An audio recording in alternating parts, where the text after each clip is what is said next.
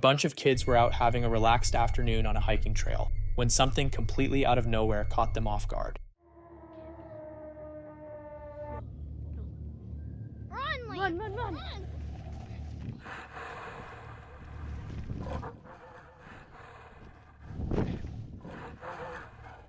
A massive dark shape came crashing out of the tree line, moving directly in their direction. The second it came into view, total chaos erupted.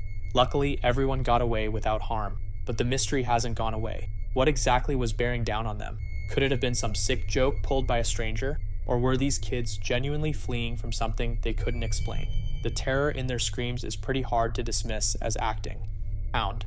On April 9th, 2023, Carl, the calm, methodical voice behind Welcome to the Woods UK, made his way back to his private woodland plot, a stretch of trees he'd previously described as the scene of something he couldn't quite explain. After viewers urged him to go back, he pitched camp in the cool spring air, bringing his usual equipment along with a brand new solar-powered lantern.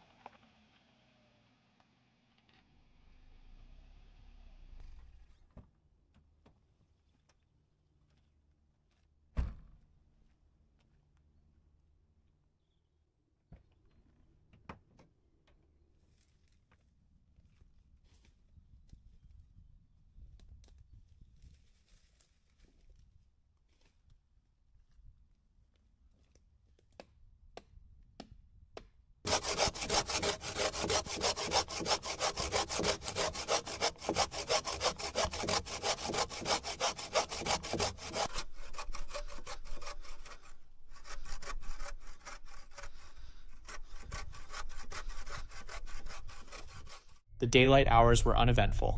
Carl prepared a meal, wandered the grounds, and chatted about his kit, while the setting sun drenched the tree line in warm amber light. Then, mid-dinner, something odd caught his attention. A twig appeared to sail through the air just above him. It may have been completely innocent, or it may have been deliberately launched in his direction. He logged it mentally and kept going.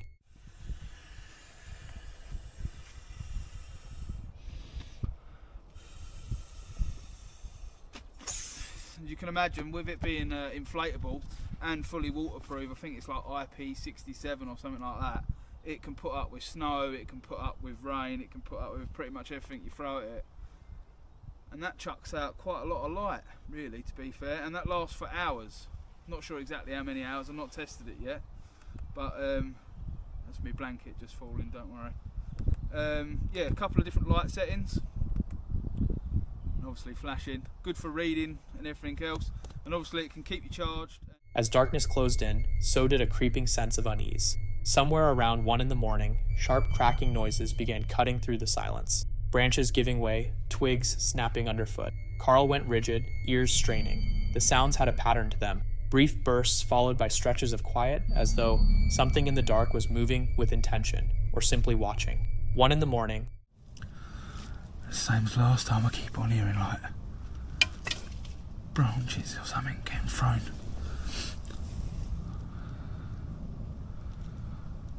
It's just inky black.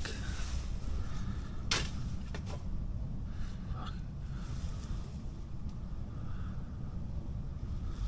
don't know what's going on here. Something's not. That was loud. Oi!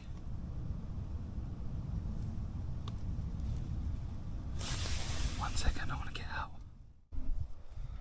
Honestly, every time I come to this poxy woodland, thinking about it though, I have just had a good 10 minutes walking about. I shouted out. Dead silence. He called out into the trees, figuring that if someone was trespassing, they'd respond.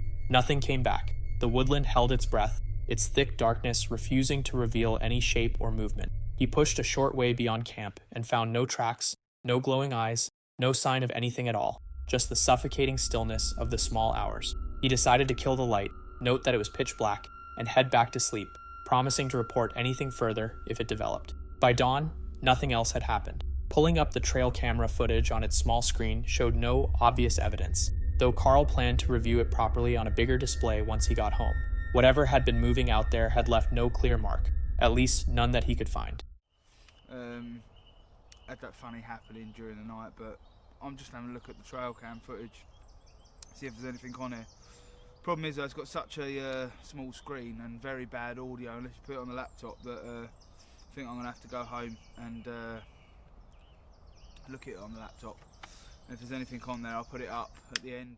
So what was it? A trespasser who slipped away before being spotted? An animal behaving with strangely deliberate precision? Or something that defies easy explanation altogether? As one commenter summed it up rather well, there is genuinely something lurking in the woods. For Uncle Reggie, spending time in the outdoors was second nature. He'd set up camp on his own property more times than he could count. But on June 26, 2025, he decided to take things to a whole new level. His first ever solo venture deep into the wilderness. No familiar faces, no recognizable terrain, just endless miles of solitude, one seriously overpacked bag, and a gut full of anxiety. Backpacking, solo camping, hiking up a whole mountain. So y'all stick around and enjoy this video because I'm out of breath. So let's get to it. I'm totally unprepared for this, so beware of the disaster that you're about to witness. That's what the first hiking trip looked like. And they already let me go past because they seen that I was recording.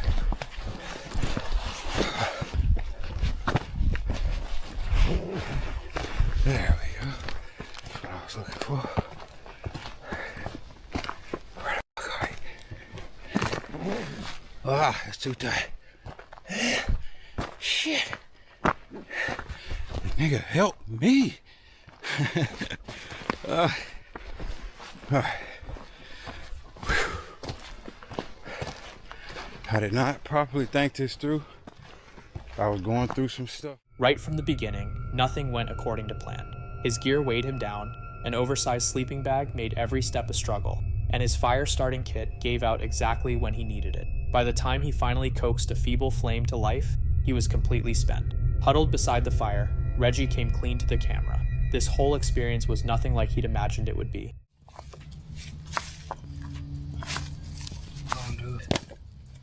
Let's see if I can start a fire with my fire starter.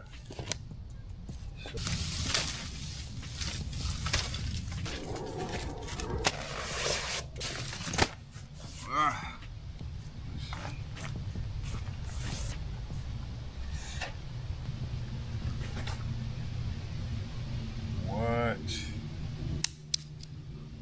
The damn thing broke. Damn. This is not ideal. Then the sound started.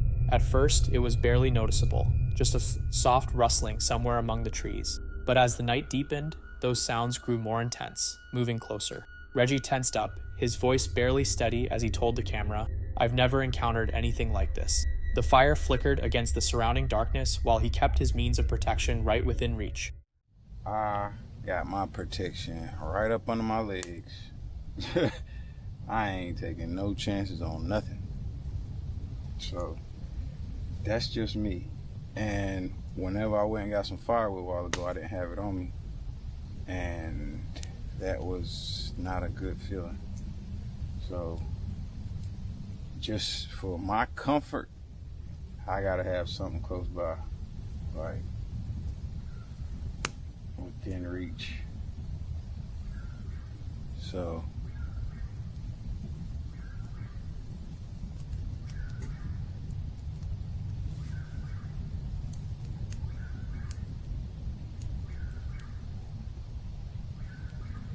did you hear that?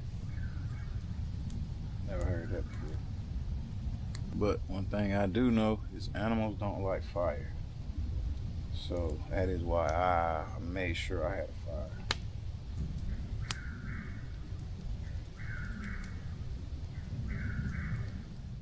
But whatever lurked out there showed no sign of moving on. The noises continued circling, shuffling, creeping a little nearer with every passing moment. Alone and running on empty, Reggie did his best to keep it together. "If something goes down," he murmured, "it's all going on camera."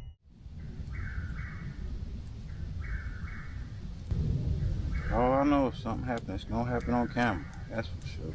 And it's so dark in the woods that when you look up. At some point, he stopped recording altogether. The dread had become too overwhelming. Instead, he dialed up a friend and stayed connected for hours, letting the distant sound of a familiar voice hold back the suffocating loneliness.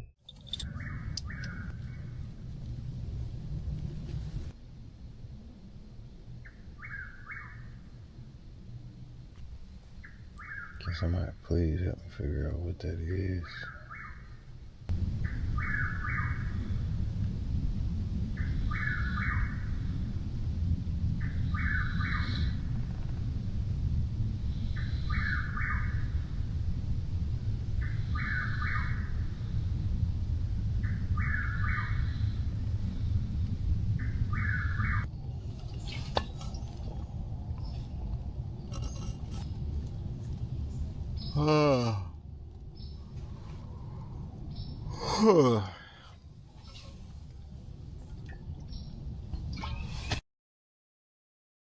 When daylight finally broke through, he was rattled but relieved. He hadn't reached the destination he'd originally set out for, but he walked away with something more valuable. Lessons learned the hard way. Travel light, carry reliable fire-starting equipment, and most importantly, get your head right before you go, because the true test of solo camping happens in the pitch-black quiet of the unknown. In time, between time, you know. So this is for the beginners, the people that's just like, I want to do this, you know. I want to, you know, we watching Luke from the Outdoor Boys, and yeah, just watching them, and it's just like, I can do that. And it's like, you can, but be prepared of these things, you know. These people that you watching, I'm sure. Sometimes the forest doesn't have to show you what it is. The crew behind this channel, Sarai, Jose, and their fellow explorers, know better than most that some places should not be visited after dark. Their entire operation is dedicated to seeking out the most dreaded and off-limits locations throughout Latin America. On this particular night, though, they pushed deeper than usual, making their way into an isolated forest clearing with a reputation for dark, ritualistic activity. Almost as soon as they arrived, the silence broke. Chanting drifted through the trees, quiet to begin with, then steadily rising in volume, coming from somewhere further in the woods. It wasn't any language the group could place. The dialect was thick with words that meant nothing to them. Then something else cut through the night, the distinct, rhythmic sound of hooves striking the ground somewhere close by. Viene alguien con caballo. ¡Hey! Mira, sí, como que se ve una sombra ya. Un caballo, sí. A ver. ¡Hey, señor! Señor, buenas noches. Eso es el que cuida las tierras. Agua, Saray. Que iba hacia allá. ¿Verdad que sí, Saray? Sí, iba hacia allá.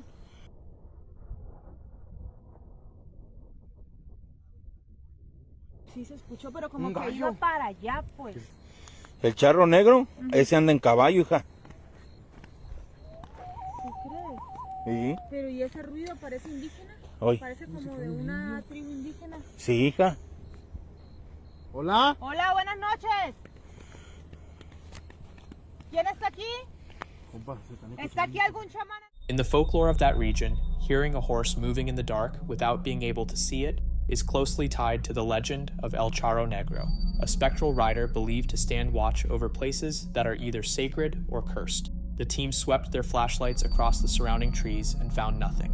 Still, the chanting kept drawing nearer. They called out into the blackness, asking whether anyone was out there. Silence answered them, briefly. Then came the movement, dark shapes cutting between the trees, quick and deliberate. These weren't animals. Whatever was moving out there had purpose, and it was closing in fast. Jose muttered that they might have stumbled into the territory of brujos, witches or warlocks, guarding something they weren't meant to find. That's when things escalated dramatically. Amigos, miren por ahí se ven las bolas de fuego ahí. Mira, ya cayeron. Dos bolas de fuego, güey. Eran dos bolas de fuego, güey, cayeron. Dios mío. Compa, vienen por nosotros, compa.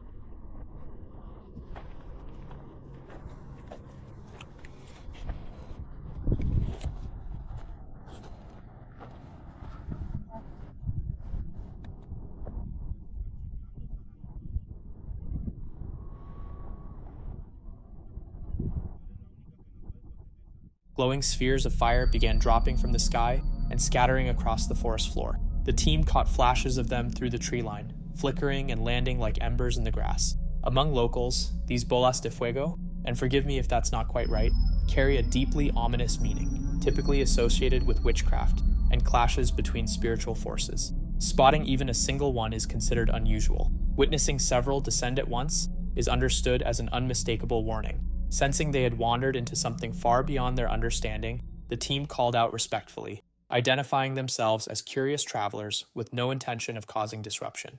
The energy surrounding them didn't soften.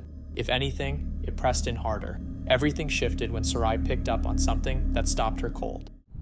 Eres un guardián, ¿verdad? ¿Qué es lo que quieres, brujo? ¿Qué quieren? Sarai, espérate, espérate. El de gris ya salió. Ahí viene el de gris. Mira, mira, mira, mira, mira. Ahí viene.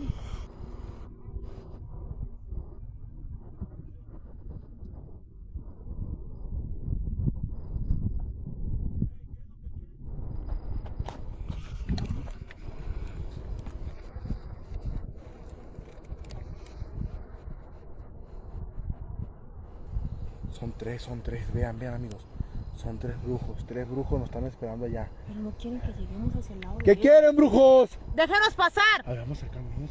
Mira, como que... No vamos a interrumpir nada de lo que ustedes están haciendo, solamente queremos como poder quien pasar. manda sobre ellos es el de gris, amigos.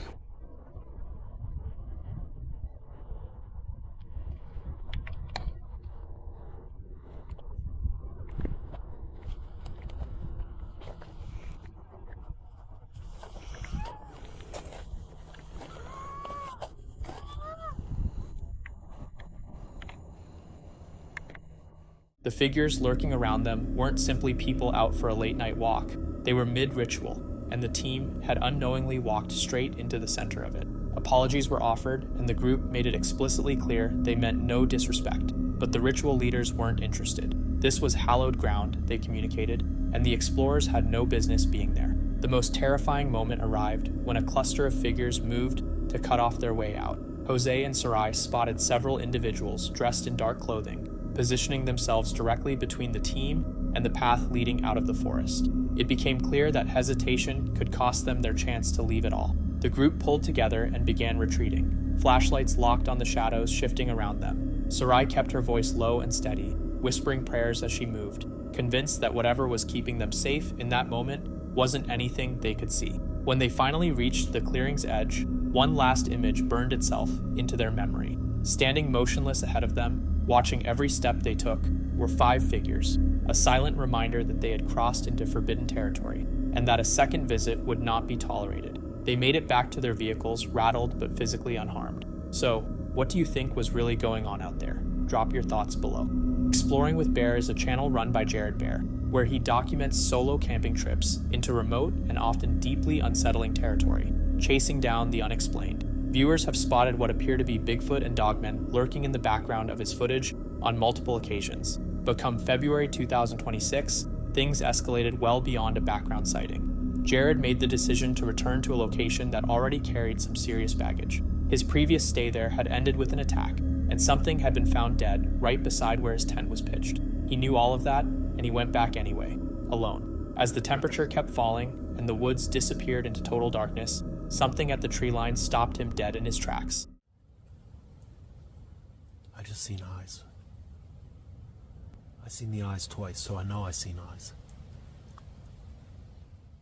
2 glowing eyes locked onto him from the black. What made it especially chilling was the complete absence of any nearby light source. Nothing that could produce a reflection, nothing that offered any rational explanation for what he was looking at. He stayed inside the tent and tried to hold it together. Then something happened that made staying calm completely impossible.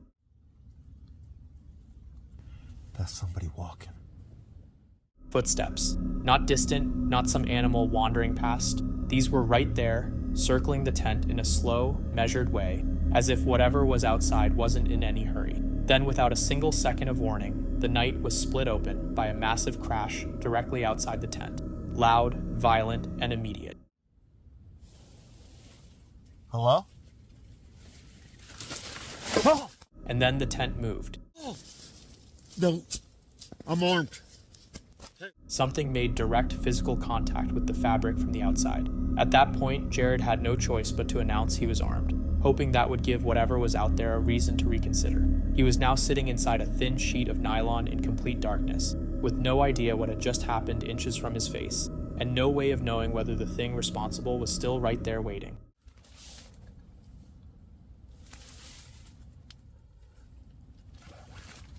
Holy smokes, there's a tree there. There's a tree. There was just a tree thrown there. Okay, we're going to the... He pushed himself to unzip the tent and check. An entire tree had come down and landed squarely on his campsite. Not nearby, not in the general vicinity, but right on top of it, almost as though it had been placed there with intention. That was the moment he was done. He grabbed his bag, abandoned everything else, and sprinted to his truck. Still shaking on the drive out, he admitted that for a solid 10 minutes back there, he had genuinely thought he wasn't going to make it out alive. Whatever had been moving through those woods that night, animal, human, or something that resists that kind of easy classification, it had zeroed in on him at that same spot once before, and it had no trouble finding him again. Something is right over there. It's doing the same thing it did last time I was here. One moment there's nothing, and then right next to you it sounds like there's footfall or something. Whatever it is, it's just right up there. Did you hear that? Can you hear it? Whoa!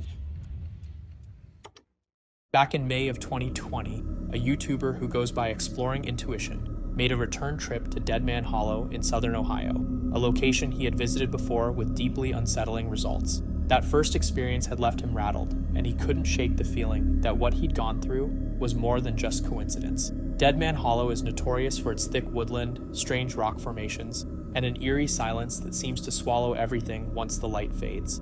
The area has carried a reputation for paranormal strangeness for years, though some believe whatever lurks there is something altogether more tangible. During his initial visit, he had rocks hurled at him from somewhere out in the dark, and afterward, a number of viewers suggested he might have crossed paths with a Sasquatch. Wanting real answers, he headed back in, this time with plans to push further into the forest and stay through the night. I am back here at Dead Man's Hollow in southern Ohio. If you watched the previous video I made here, you'll know that some pretty creepy things happened to me once the sun went down. So today I thought I would come back and give myself a little more time to get back there and let you guys see what it looks like in the daytime. There are some pretty cool rock formations that I want to check out. And if everything goes according to plan, we'll camp out for a little while until the sun goes down and we'll see what happens. So you guys want to stay tuned for that. All right, just coming in, I can already see that there is a tree down. And I hope this is not a sign of things to come. We've had a lot of storms here in the area lately, but it's already going to be quite a trek, and things like this are only going to make it more difficult. So let's see how it goes.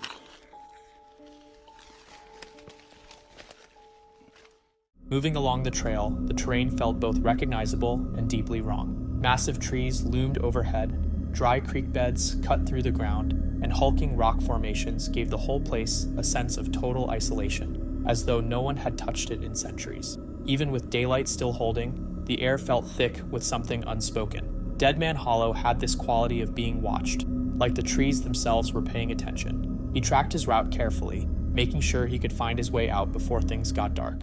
Here, even in the daytime, really just kind of has a feel to it. The place kind of looks familiar. It flattens out a little bit right here. And it looks like a place that I would have explored before. So I'm gonna try to make some sort of a marker so I know where I left the trail at. And actually I can see that there's one already made here on the side of this tree. So I don't know if somebody done that on purpose or if that's just a lucky coincidence. But it looks like over in here is where I want to check out first. Was the mother trying to chase her fawn up the hill.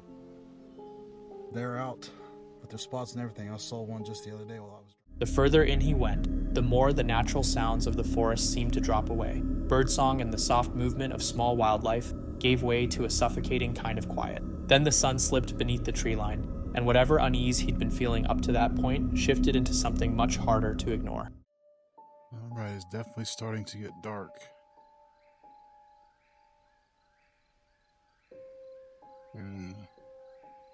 Thought I heard something coming this way, but it stopped. No, there it was again. It's on the other side of that road this time. Seems like tonight's that's where the action's at. I'm gonna walk over this way, check it out. Sitting at his campsite, the night felt unnervingly still. The wind had died completely, and the ambient sounds that normally fill a forest at night had simply vanished. Then something stirred out in the distance. It began as a barely perceptible rustling, easy to dismiss, but then came a sharp crack, the unmistakable sound of something large putting its weight down on a branch. He went completely still and listened.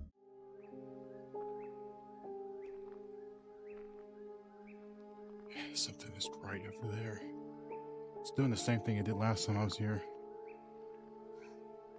Every time I start moving, it moves. That is the weirdest thing.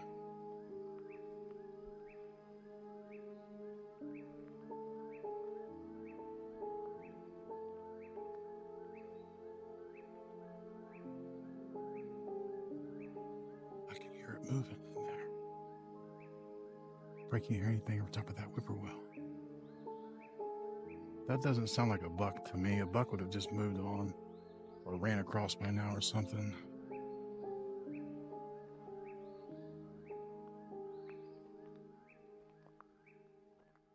Whatever was moving out there was doing so slowly and with purpose, as though it was making a deliberate loop around his campsite. The sounds kept drawing nearer, and he swept his flashlight beam toward the tree line. The thick brush swallowed the light before it could reveal anything useful. Then, without warning, a heavy thud hit the ground. It had the distinct quality of a thrown rock, landing only a few feet from where his tent was pitched.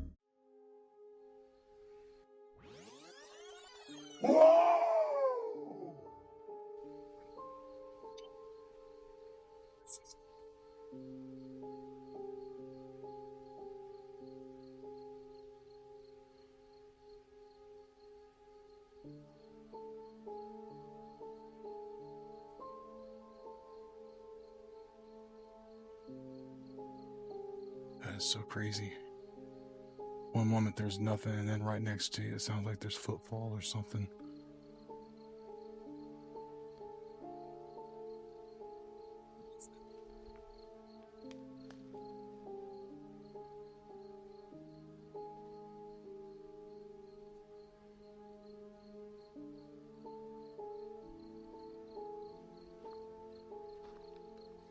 Alright, I guess we'll just give that woo time to marinate. His pulse surged. Was this a repeat of what had happened on his first visit? Was something out there keeping tabs on him again? For what felt like much longer than it probably was, the disturbances kept coming. Heavy footfalls just beyond the trees, the occasional sharp snap of a branch breaking. Yet nothing ever stepped into view. He held his ground despite the fear building inside him, intent on capturing whatever he could. Eventually, as the night wore on, the activity tapered off and left him sitting alone in the dark with nothing but his own thoughts. Now, and I gotta admit, this is kind of one of the freakiest times for me, waiting to leave. But the park's going to close here in about 20 minutes, and I want to get out of here. I don't know if I'll come back here again in the future, but there is definitely something. Come morning, the woods had settled back into something resembling normal. The forest was quiet in the way it should be, and there was nothing left behind to explain what had been moving around out there the night before. But the experience had lodged itself in him. Something had been present in those trees, watching and waiting. Whether it was a territorial animal, an undocumented creature, or something that defies easy explanation, Deadman Hollow refuses to give up its secrets. What does seem clear is this: whatever calls those woods home has no interest in being found, but it absolutely notices when someone comes looking. Posted on July 7th, 2025, this video comes from a channel that was barely off the ground, one that seems to be chronicling someone's first ventures into solo nighttime hiking. The description lays out a pretty modest agenda: a brief after-dark stroll to test out some new equipment, get a couple of shots, and call it a night. What the camera actually recorded, though, was something far from ordinary. The clip opens on shaky, low-light footage as a flashlight cuts through a wall of dense trees.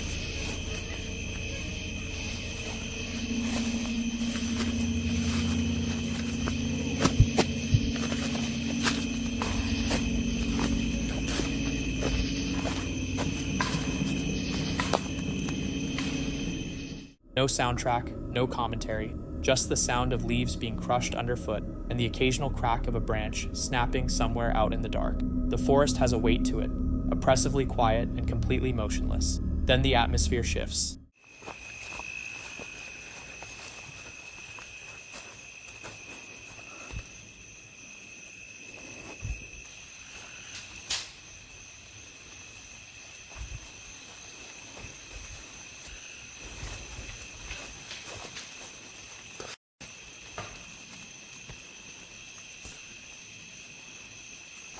More of that.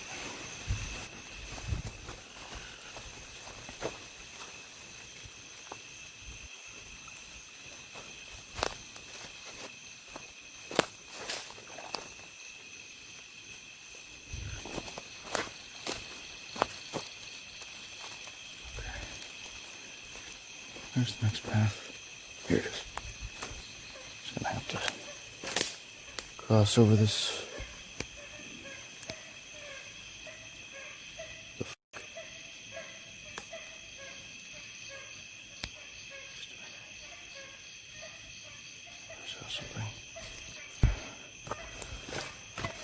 I'm just scared, guys.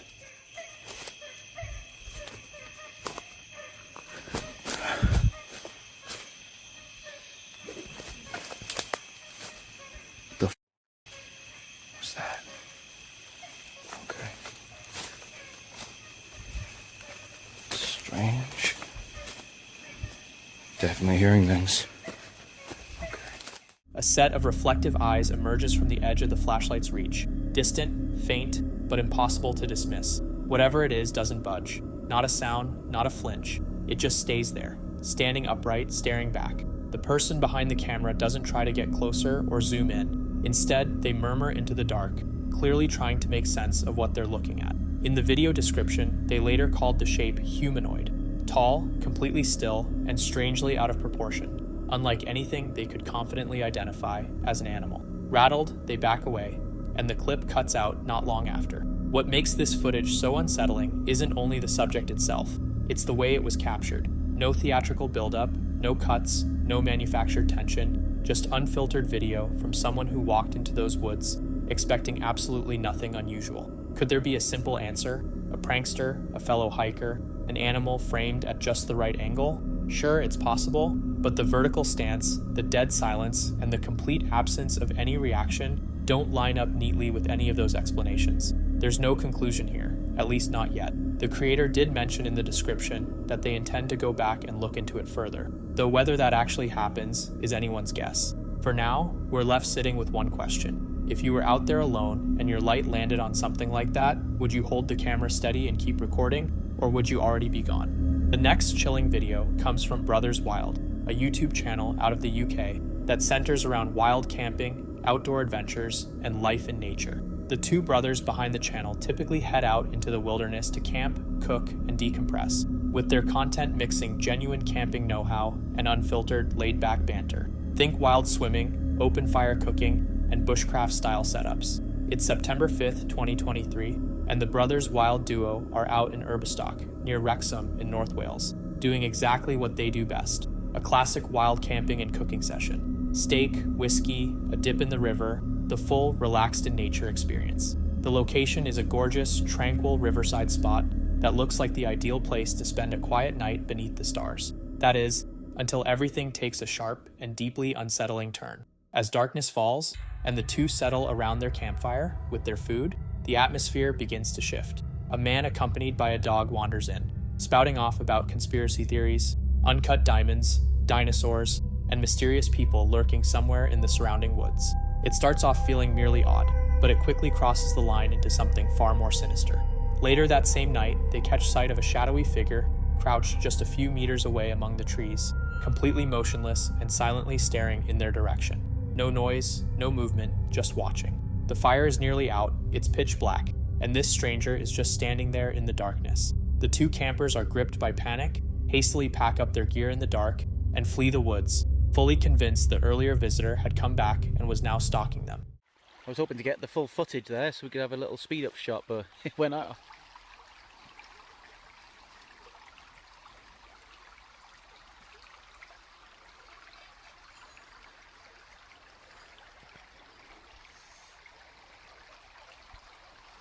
we just set the tent up, and we were looking for some firewood to put a little campfire together, and this guy and his dogs come down, but it doesn't seem all there, does he? So diamonds.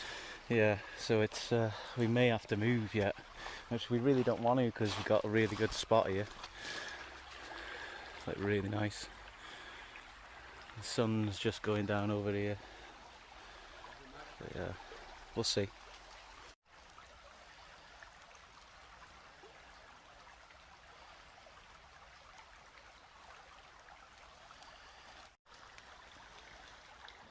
They've chosen an absolutely stunning place to set up camp, soaking in the calm and the gentle sounds of the river running alongside them. But sadly, that serenity isn't going to last. Kind of work.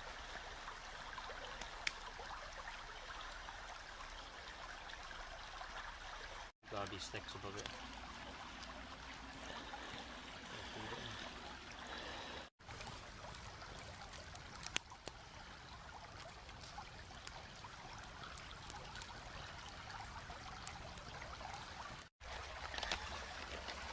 So we're sitting here now and we're debating whether we should pack up or carry on because that guy was a bit weird, wasn't he? Well, he basically said, I come down, he came down, he was talking about all this random mad stuff, apocalypse and all this stuff, and then he started looking for diamonds in the water and said it was dinosaurs. And the fact that he comes back here every night at 4 a.m. And he said he comes here at 4, he stays here till like 4 a.m. Now, he was asking questions like, are we staying here all night? And so it's a bit iffy, you know, if he pisses off now and comes back with a load of lads. And the last thing we want to do is be drinking whiskey, fall asleep, and then have 3 men just turn up randomly, and you know, we don't know what their intentions are, do we? But at the moment everything seems okay, so we're just going to chill here for a bit longer, and no one comes in the next hour, and yeah, crack on, innit? Yeah, we've had some foxes screaming at us again. Yeah, more foxes are there, but we're not scared of the foxes. We're more scared of people than anything else in the wild, like, so we'll see how it goes. We're having a whiskey now and having some honey roasted peanuts next to the fire, so that's it's going out like, but well, yeah, we let it go. Yeah, so we'll keep you updated. See you in a bit. Nice fire there, isn't it? Mm-hmm. There, bro. What's over there? Huh? What's up there?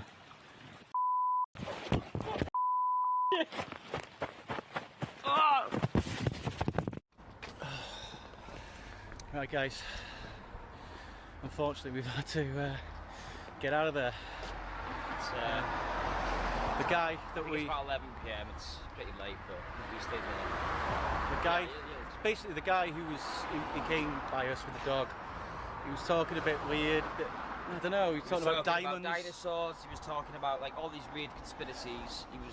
He said there was people in the woods. People in the woods, static energy, all this stuff, and just typical stuff that you'd think someone mad. But some of the stuff he said sounded. I kind of understood it. Yeah, so we didn't really know what to make of him. He was half there, half not. It was weird. We were really unnerved for a bit. Fuck it, we'll carry on. But then, lo and behold, we're sitting there now, no phones, right? We turn our phones off, fire's on, we're drinking whiskey, chilling out. We're thinking, oh, in an hour's time we'll get some sleep, get our heads down. But then, I started filming a video. He was filming a video, and there was a shadow, right? And we thought, no way, right? And there was somebody there, standing there, or sitting there. What was he doing? I don't know, like crouched by the trees anyway, crouched down, watching us. And I don't know how long he was there. It had to be that guy. It couldn't be nothing else. It had to be that guy because we're not scared of anything like that. But it was probably him. He was just literally crouched down about 20 metres away, probably a little bit less, and he was just staring at us. Not a fox, not a sheep, nothing like that. It was an actual person. We were joking about stuff as well. We were joking about it all night, but then he's going to come back, and that was a bit. Do we stay? We don't know his intentions out. He seemed harmless enough. It had to be that guy. Let's see, as we're talking about it, there's a guy staring at us. So yeah, so it's freaked us out. Definitely not an animal. We ran off. This person's ran off into the woodland.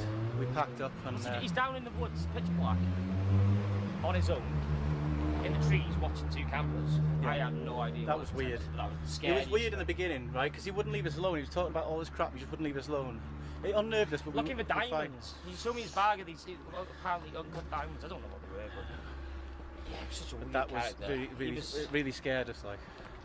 Yeah, so we quickly packed up. We don't know if we've left anything. Yeah, we packed up in a hurry. We sort of ran off. It scared that person. They ran off. We could hear them running.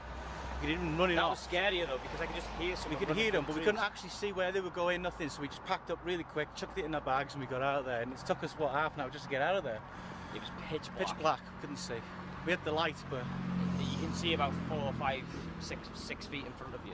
Yeah. But within, you know, it's a massive forest. Like open land of forest. And the fact of the matter is that we're gutted that we couldn't like camp because we love camping. We love camping out. So and it's on our doorstep. I wanted to wake up and go for a swim back in that water, but yeah, there we go. Better to be safe than sorry, we said. So we when someone's staring at us, we don't know what the hell their intentions are. That was freaky. Really freaky. He was a weird person. Very weird. And to come back and just stare at us like that, well, we can only assume it was him. Because he asked us. Definitely a person, 100% person. He asked us if we were staying there all night, and he normally comes back about 4 o'clock. But we heard like a little snap of a branch. We turned, and we could just see. We had a light. The light source cast their shadow. That's how we did. That's how we first. Scary as hell. So yeah, we're going back home now. We're gonna chill out, recover, and then hopefully in a couple of days' time we're gonna go back out and. Yeah, we're going to go back down there, but I think we should pick a spot nearby. That place is good for chilling out and swimming, and you know, we can even really great place in the day. But I think in the night it was a little bit too active. I think there was just too many people about, and that was scary. That was weird. What a deeply disturbing scenario to find yourself in. Thank goodness they caught sight of that figure when they did. Personally, I have little doubt that whoever it was had something troubling in mind. What other explanation is there for someone concealing themselves in the shadows? Silently observing strangers at a campsite without making a sound? The thought of what could have unfolded if they hadn't noticed him is genuinely unsettling. Fortunately, both of them got out without any harm, but this footage is a stark and eerie reminder that you should never let your guard down out there, because you may not be nearly as alone as you feel. Drop a comment below and tell us what you would have done if you were in their position. On July 8th, 2019, a video surfaced on a tiny YouTube channel going by the name Lil Goofy. No explanation, no identities, just unfiltered footage. It began innocently enough, 2 friends out on a camping trip, soaking in the fresh air and open terrain. But the moment they decided to venture into a nearby cave, nestled deep within the mountain, the mood shifted into something far more disturbing. Because up there's like a bunch of caves, bro. It's a bunch of cool places. One of my favorite trails. How much longer do we got? Probably another 30 minutes. Woo. Alright, stop. I know we're almost there. Getting sundown, but look at those views. The way you make it sound, I'm pretty sure.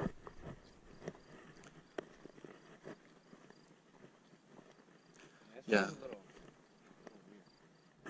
After roughly 30 minutes of hiking, they stumbled upon an old wooden bench. Relieved to have somewhere to rest, they sat down to recover. And that's exactly when something caught their attention. Like another 20-30 minutes. And we'll head up in a bit. Let you catch our breath. Oh look. Do you see that? People know about it, I guess. I know. I usually never see nobody here though. Maybe weird, I guess. Hi. Where has hands behind his back? Is that a knife, bro? Dude, just got yo, you just get out of here, man. You just go, what the hell, bro? Is this really happening, bro? Yo, I promise every time I come, nobody's here. Which way do we go? Let's go. Bro, where's your phone at? Where's your phone? Why don't we just call the police? I left it in the car. I left mine in the car too. Bro, what the heck? Is he following us though? Yo, he's right there, bro. Let's go. What the heck, man? Alright, so I don't know what's going on, but there's like some crazy guy up here, and there's literally nobody around us. Let's go hide right here. Just go down here. He might know the trail more than we do, so we're just gonna have to hide for now. Alright, let's go. Bro, what's going on?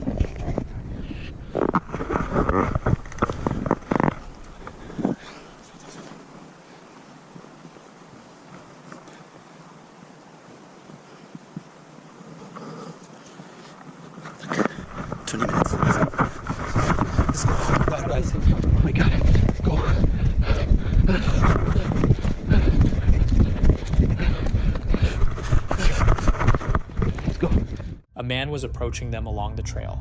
Initially, he looked like any ordinary hiker passing through, but something wasn't right. Both of his hands were concealed behind his back. In an instant, he produced a knife and broke into a full sprint directly toward them. Pure terror kicked in, and both men bolted, with no idea who this person was or what he intended to do. The recording ends suddenly and without warning. They later confirmed they got away without any injuries, but one deeply unsettling question still lingers. Who was that man, and what was he planning? Out in the wild, the most dangerous thing you might encounter isn't always an animal. Sometimes it walks on two legs. Anna Alexis, the woman behind the YouTube channel of the same name, has built her platform around sharing her love of camping with the world. Her content is usually laid back and genuinely enjoyable to watch. That all changed, though, when she headed out on a bushcraft camping trip in Crownland. And I'm going to do a little bit of a bushcraft camp out today. I have my backpack with my sleeping kit and my cooking kit. I have my tarp and some pegs, and I have the forest all to myself. I brought my buddy Herb with me to keep me company. You might remember Herb from our bike tour on the Icefields Parkway. He's going to be keeping me company while I'm out here alone in the woods. The river's definitely not frozen yet, so I'm walking over these logs to get across because there's a couple dead trees over there that I'm looking at taking down.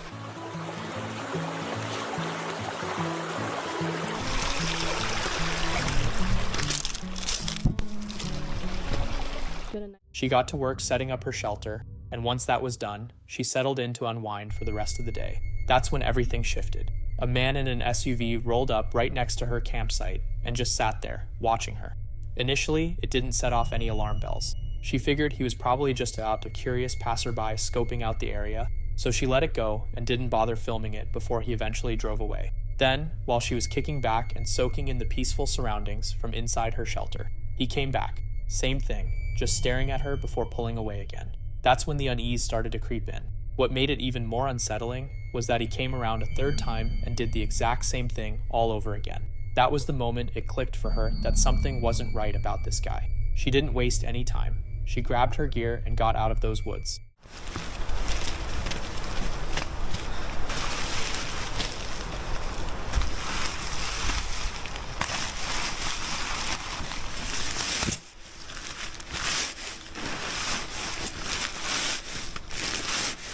I'm not even taking the time to pack up nicely because I just want to get out of here.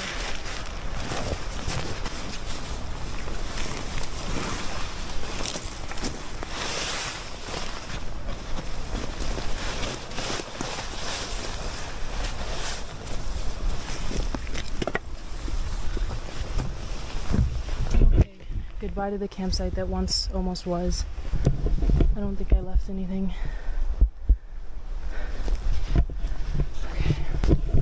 Barely got everything in my bag because I didn't fold everything properly. I'm just trying to get out of here. I have half my stuff in my food bag.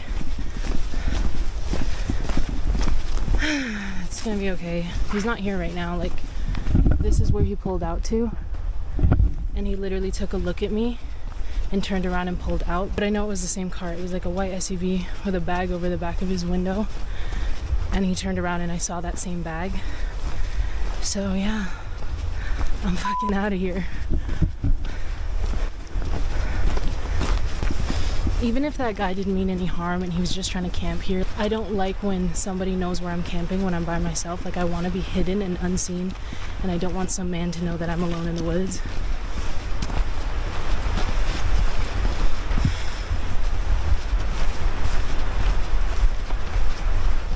I'm coming back to my van. Okay. Back of the van. That was a mad dash. Luckily it's not dark out just yet, so I'm gonna head home. I don't like driving in the dark, but even in the van, I don't really want to sleep out here. Every instinct she had was telling her this situation was dangerous, and she listened. Honestly, that was absolutely the right call. Nobody can say what might have happened had she stayed the night out there. Sometimes trusting your gut is the smartest thing you can do. Thus, the YouTube channel, sort of interesting, helmed by Dan Brown, typically celebrates the gentle wonders of the natural world. Riverside dinners, starlit camps, and a genuine love for the outdoors. But one particular evening, a video he captured would serve as a stark reminder that even the most serene environments can conceal something deeply unsettling just out of sight. The night started out promisingly. Dan arrived at a tucked-away spot along a river, a location that felt well concealed in spite of its proximity to a busy walking trail. good is this little area here. Nice and open, a good amount of flat space, somewhere that there's an unbelievable amount of people walking around. Even now, it's nicely sheltered, especially well hidden and camouflaged when you come down to waist height and below. He discovered a flat, sheltered patch hidden behind trees and fallen timber, and left some of his equipment there to travel lighter as he made his way down to the water's edge for dinner. I swear 2 people have already been within very close proximity. I don't think they've seen me, because why would they? Who would even look in here for someone? But I'm being very... As he got comfortable, he couldn't help but notice how many other people were still in the area, more than he'd bargained for. That low-level feeling of being out in the open planted an early seed of anxiety in what was supposed to be a peaceful night. There is definitely somebody about here. Yeah. So you might be able to see there's... Later on, once his bivvy was set up, that anxiety only deepened. Strange sounds reached his ears, and distant torchlight flickered through the dark, prompting him to carefully go and investigate. Okay, things have gone a little bit wrong at the moment, but I'm still quite upbeat about the situation. Nothing serious, but quite comical. So I thought I'd go out and have a look at what was going on around in the main walk-in area, because there were a few torches going by and there'd been some noises and rustling in the woodland that I didn't think anybody would be in. So I thought I'll go out and just have a nose around.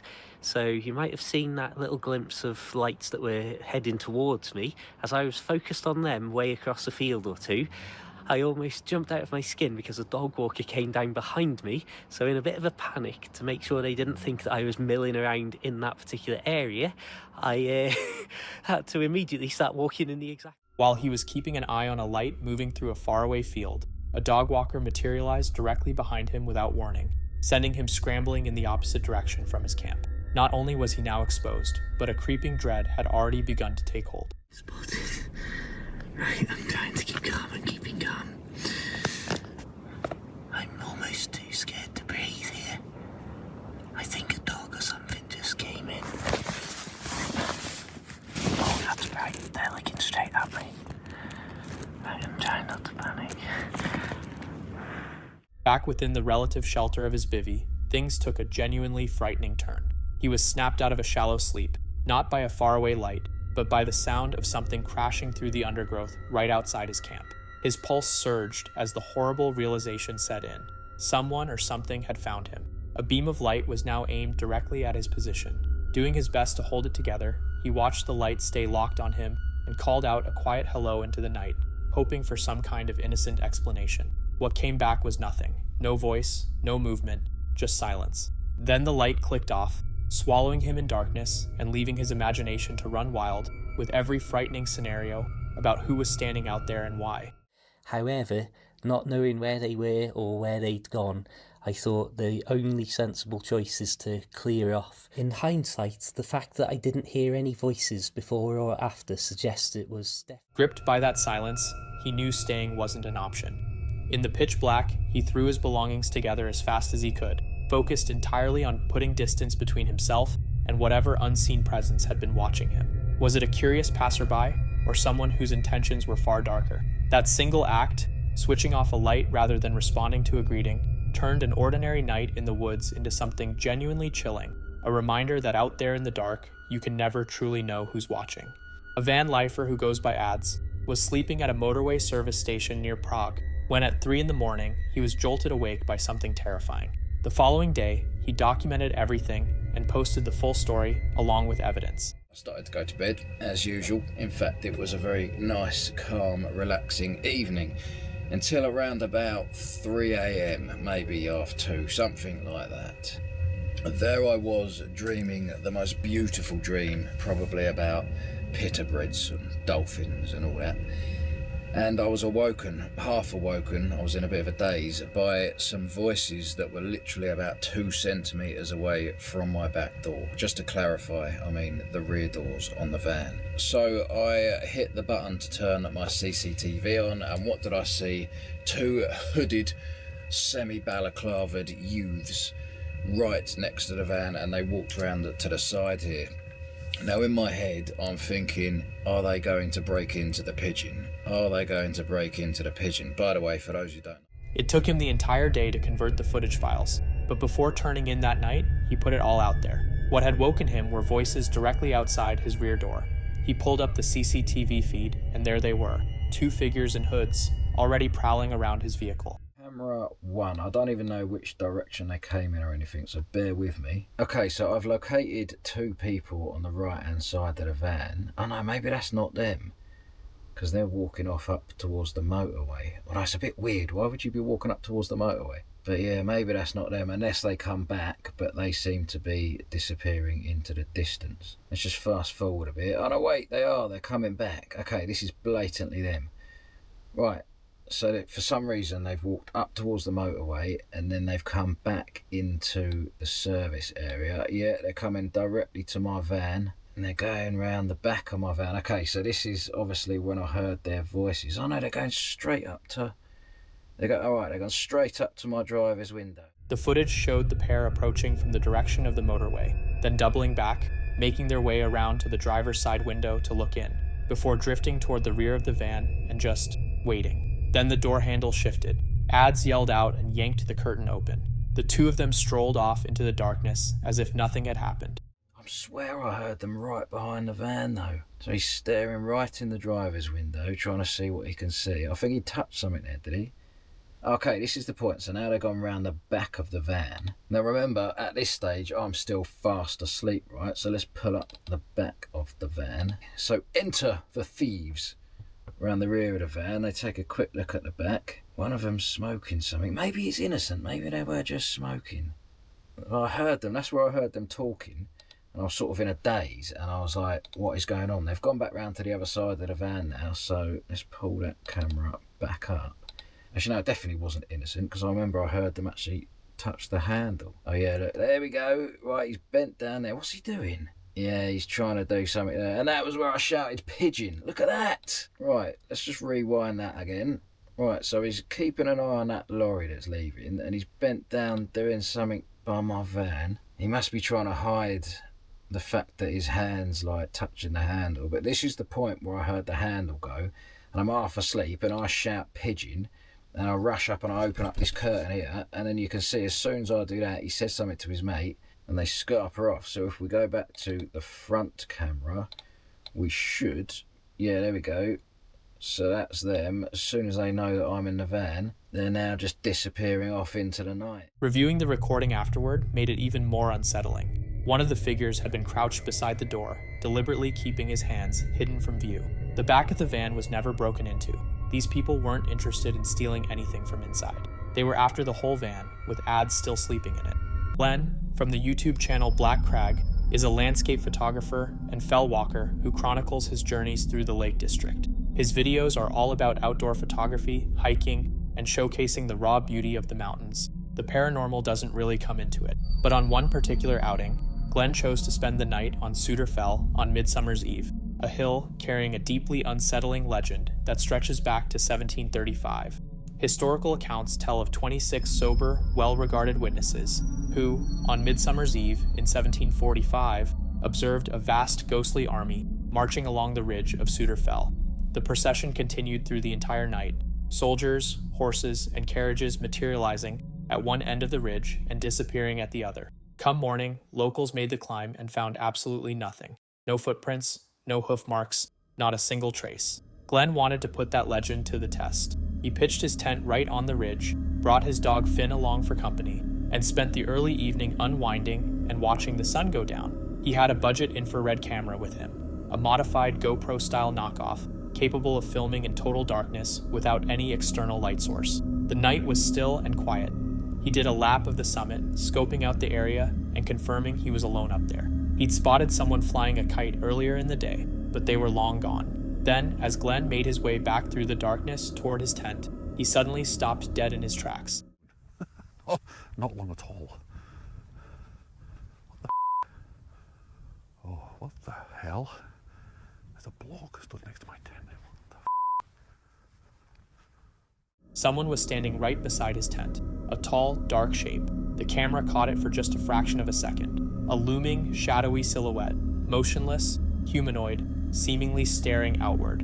And then the footage just cuts. When the recording resumes, Glenn is already at the tent, urgently scanning the surrounding area. But there's nobody there. No movement, no impressions in the ground. Whatever he'd laid eyes on had simply vanished. Glenn was visibly shaken. He retreated into his tent and tried to talk himself down. Maybe it was a shadow, maybe the darkness had played tricks on him, but that image wouldn't leave him alone. That tall figure, standing right there next to his shelter. He barely slept for the rest of the night, every little noise putting him on edge. By morning, he packed everything up and headed off the hill, unsettled and without any real answers. In a follow-up video, Glenn went back to Sudterfell and walked through the whole experience. He took viewers to the precise location where his tent had stood and the exact spot where the figure had appeared. That's when he shared what he found after sitting down to review the footage at home. How did I have it? So I was talking like this, blah blah blah, and I'm absolutely certain there was someone stood right by the tent, and that's why I was like, what the hell? So what I did is I got the camera and I spun it round like this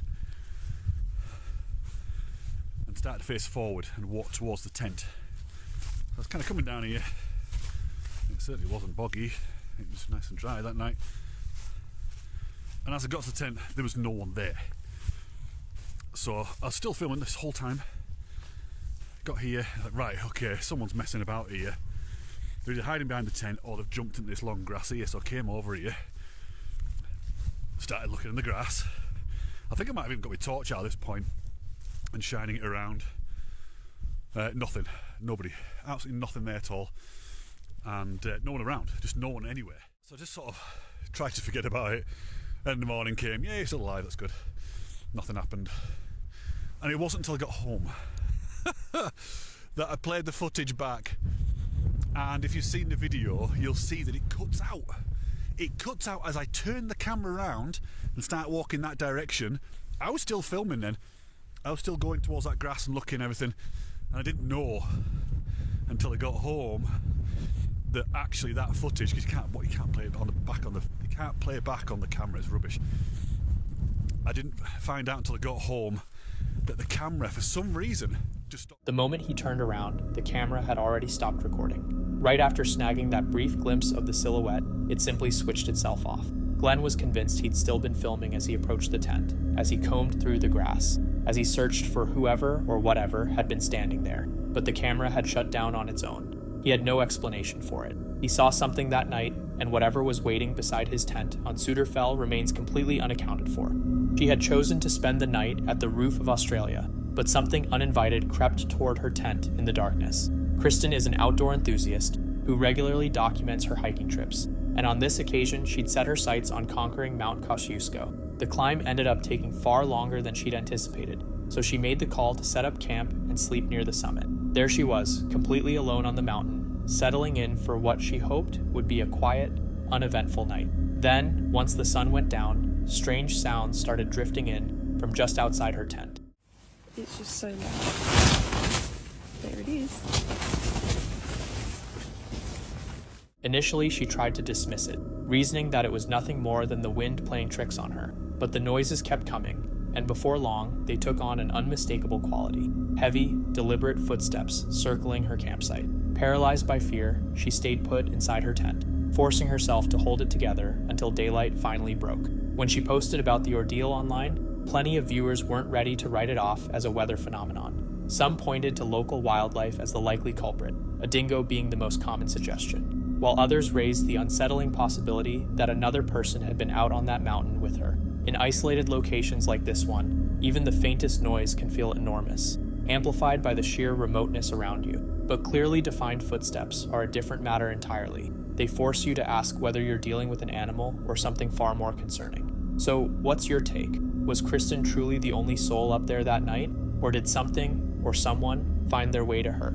The final video of the night, and easily the most unsettling, comes from a channel called Exploring with Angelo, a paranormal content creator who ventures into abandoned, haunted, and deeply eerie locations, documenting ghost hunting, paranormal investigations, and urban exploration along the way. The date is March 21st, 2025, and on this particular occasion, Angelo finds himself camping solo in a remote, snow-covered wilderness. He does his best to keep warm beside a fire, but the night wastes no time turning sinister. Unexplained sounds begin closing in, clapping, whispering, and what sounds like distant cries bleeding out at the darkness, clearly rattling him. In an attempt to make contact with whatever might be out there, he pulls out a spirit box, and the responses he receives are nothing short of bone-chilling. They hint at tragedy and confinement. As the hours drag on, the atmosphere grows heavier. He picks up the sound of footsteps nearby.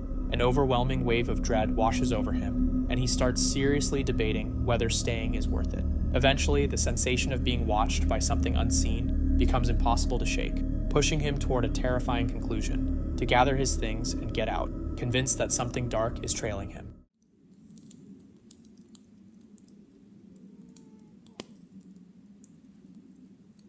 It sounds like a baby. There it is again. Huh?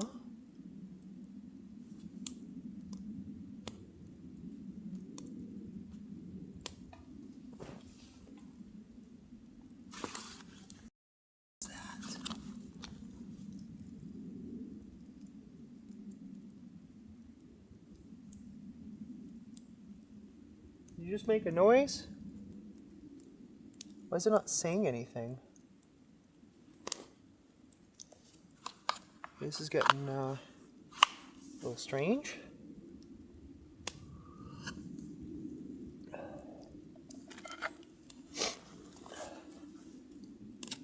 Oh yay, it works. Look at that. Well, we're just gonna keep that in there. It's hiding. What's hiding?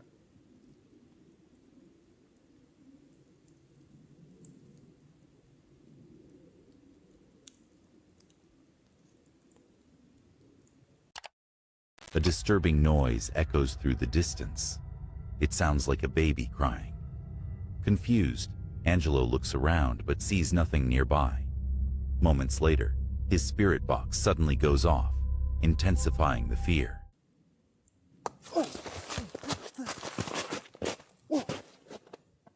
What the hell was that? Something literally just hit the... What the f***? Get the camera.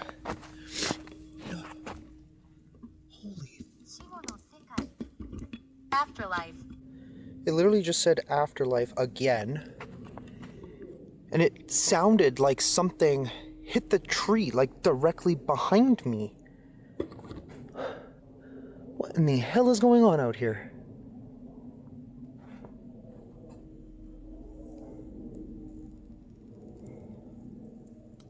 What the f...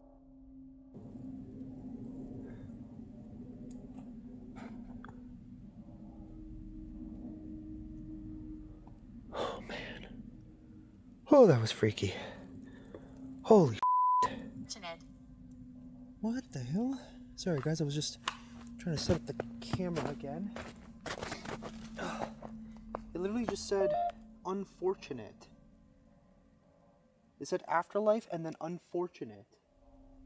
It sounds to me like you're stuck here, aren't you? Fire in a second.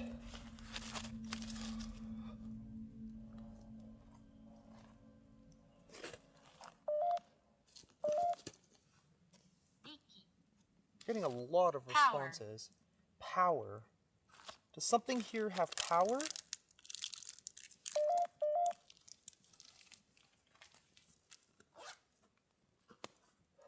Sorry for all the smoke, guys.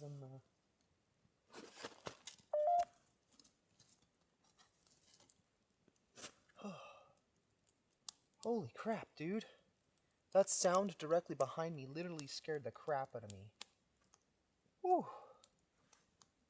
Nervous now. I'm getting the worst feeling out here humanly possible. Something is definitely wrong. Very, very wrong right now. Tragedy. Tragedy?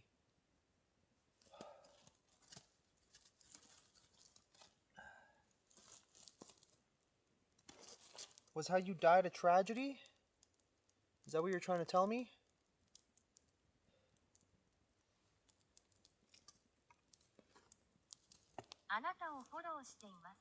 I'm following you. Oh, shit. Dude, okay, I need to turn this off.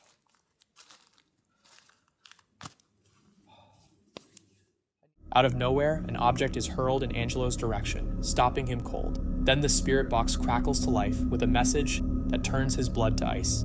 I am following you. Those 4 words are enough to make him question whether he was ever truly alone out there.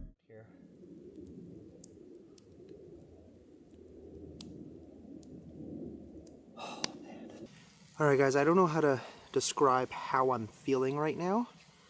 But it's not good. I'm feeling overwhelming dread, anxious,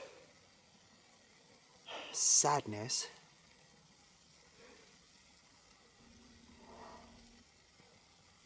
What was that? That was literally right behind the camera. What the hell? I thought I saw somebody back there.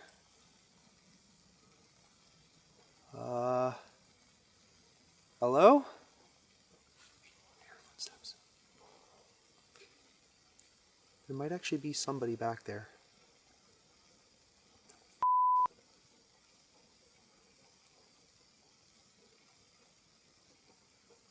Freaked out. I'm legitimately freaked out of this place right now.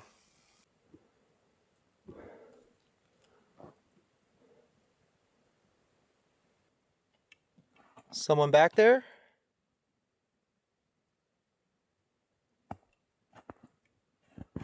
Oh man, it just got real spooky out here.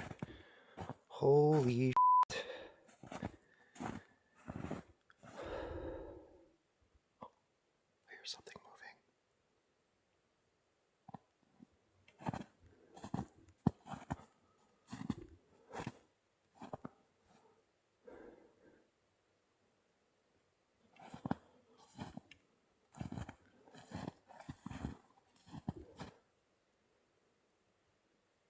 I hear something like over there.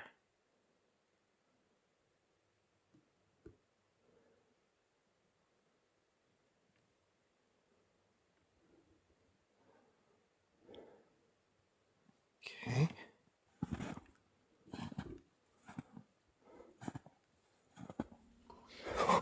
What the f was that? Something literally just whispered in my left ear. What was that? Oh man. Dude. Okay, this is getting crazy. Holy crap.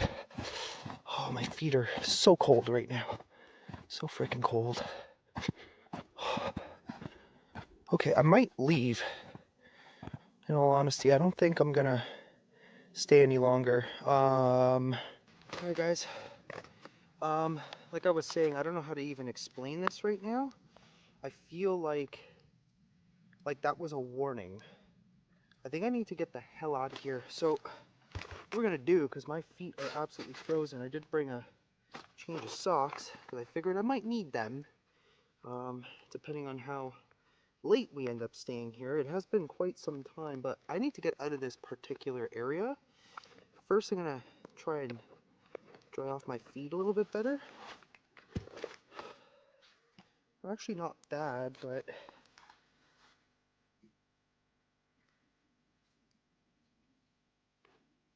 was so weird. I was hearing like a buzzing.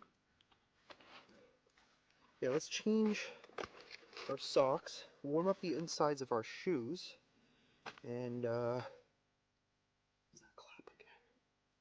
Yeah, let's do this a little bit faster. Let's not waste time. Oh my gosh. Oh, that's a little better. Dry socks.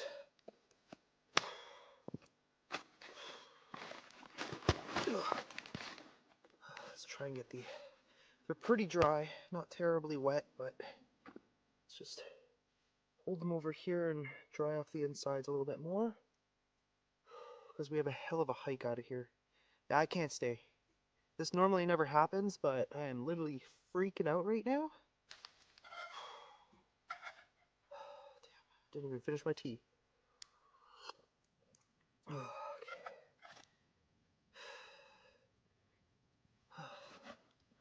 Ooh, look at that. So much steam. So it was a little bit condensated on the inside. Let's make sure we don't melt anything, but get them as dry on the inside as possible. Okay, that should be okay. At least to get us out of here. Whew.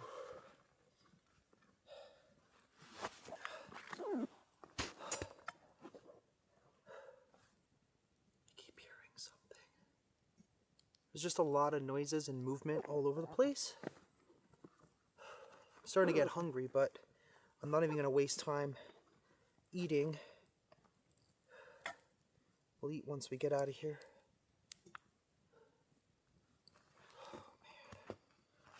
Oh, man. Guess I'll get that out of here.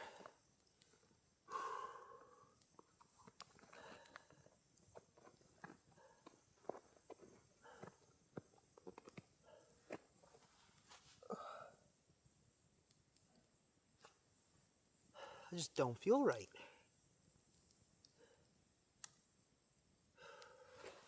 I hope nothing's trying to take me over. Oh, yeah. That one's a little wet.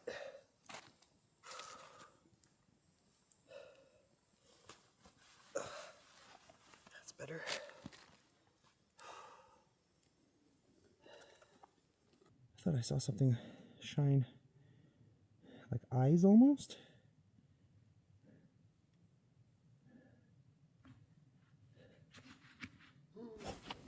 I just heard something behind me. Another whisper. Oh, my flashlight. F this place. Literally f this place.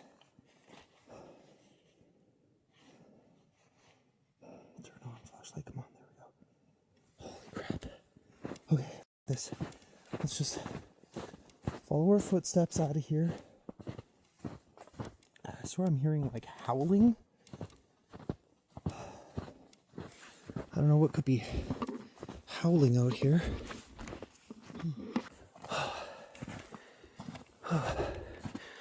Fortunately, Angelo managed to escape the Japanese forest without any physical harm. But was retreating the right call? Personally, I'd say absolutely yes. When every instinct in your body is screaming that something is wrong, you listen to it. But what do you all think? What was really behind those sounds, those cries, that invisible presence? Was it wildlife, a restless spirit, or something far more grounded and dangerous? Maybe another person hiding somewhere in those trees? Drop your thoughts below. Sarky is the mind behind a YouTube channel driven by risk-taking, raw curiosity, and head-on encounters with the unexplained. His content pulls audiences into derelict buildings and off-limits zones, where the sense of danger is almost always lurking just around the corner. While most of his adventures lean heavily into the strange and supernatural, nothing could have braced Mo or his crew, Mo and Moses, for an experience that turned out to be far more threatening than any ghost or apparition they had ever chased. On September 22nd, 2023, Moer returned to a property he hadn't touched in quite some time. What greeted him was not what he expected. The place was no longer vacant. Homeless individuals had moved in, turning what was once a still, quiet location into something volatile and charged with tension. What seemed at first like a straightforward trespassing situation rapidly unraveled into something far darker, setting off a chain of events that would push Moer and his close friends to their absolute limits and force them to face a threat that was entirely, disturbingly real. Helping me out today. Guys, I made a discovery. I was here by myself, literally. Just went. What was that? Yeah. Wait, is there somebody else? No, I searched the whole house. I've Mo, been you here. messing with us, man? No, I've been here. I came here to relax right now, bro. Please, please. There's no... There shouldn't be anyone. Hello? Dude, I've been in here. There's no one here. We're 3 guys, by the way. 3 guys, 1 cup. Mo's got a machete. There's no one here. Check that room. Go check the room. Yo, come on, man. Oh, I gotta check it. What the? Someone been sleeping here, man? Me and Mo literally hung out here for like ever waiting for this guy to show up, and no one showed up, and it was freaking crazy, but a lot of stuff happened. Flamethrower dude. Flamethrower dude. Oh, you didn't even see that? Are you serious? No. Flamethrower? He had a flamethrower. Dude had a flamethrower. He chased us with a flamethrower. How do you get a flamethrower? So I went into the forest really deep. I went in there by myself as much as I could. I seen a silhouette of a guy and I actually filmed him. And I actually heard voices. I found the creepiest clown mask inside the forest as well. And I found other campsites that they've camped out, they're camping out in our forest. So we're gonna go there right now. And you know what I'm gonna do? What are you gonna do? Follow me. I'm not messing around here. I'm setting this guy's house on fire. What? Bro, what if we burn the whole forest? Oh well. Maybe we can burn them all out of the damn forest, right? Oh man, I don't think that's a good idea. Dude, this guy after us. He's been coming after me. So much has been happening to me. So he's got the original red campsite, you know, the red tent or whatever. The last time I was there, his like yellow jacket and mask, it was there. But we're gonna go there, we're gonna set everything on fire. Send this guy a message. I think we should send him a message. Like, you don't even know what this guy did to us. I mean, I haven't been here for a while, so like I don't know what's been going on, but I don't think this is a good idea. Honestly, I think it's a good idea. First of all, it rained, so we're safe. Like nothing's gonna catch fire, right? Second of all, if we set it on fire, it's gonna give him a message that we're not messing around. This guy came after me with a flamethrower, came after me with machetes, he came after me with like my own baseball bat at one point. He killed a dog. Yeah, tell me about the dog. You killed a dog? Yeah. Okay, but like this guy's like kind of crazy. He's also got a new campsite that I discovered by myself. 2 of them, not 1, but 2. Moir urged the group to press further into the building when a sudden loud noise ripped through the silence, making everyone jump. The atmosphere immediately shifted. They swept the area the sound had come from, but found nothing. No movement, no one concealed in the corners. The house looked deserted, yet the feeling that something was wrong simply would not leave them. Later, while Mo and his friends talked through a plan to burn down the makeshift camps they had found nearby, something deeply alarming was caught on film without any of them realizing it. In the footage, a figure appeared briefly in an upper floor window. Someone dressed in bright yellow clothing and wearing a clown mask, gazing straight down at them. Within seconds, the figure pulled the window shut and disappeared. What made this so deeply unsettling was that not one of them registered this in the moment. They had absolutely no clue they were being observed. Inside the building, they encountered no one, heard no footsteps, and turned up no trace of another presence. Yet the camera had recorded the truth. They had never been alone, and someone had been silently tracking their every move from above. Man, bro, gas is expensive these days.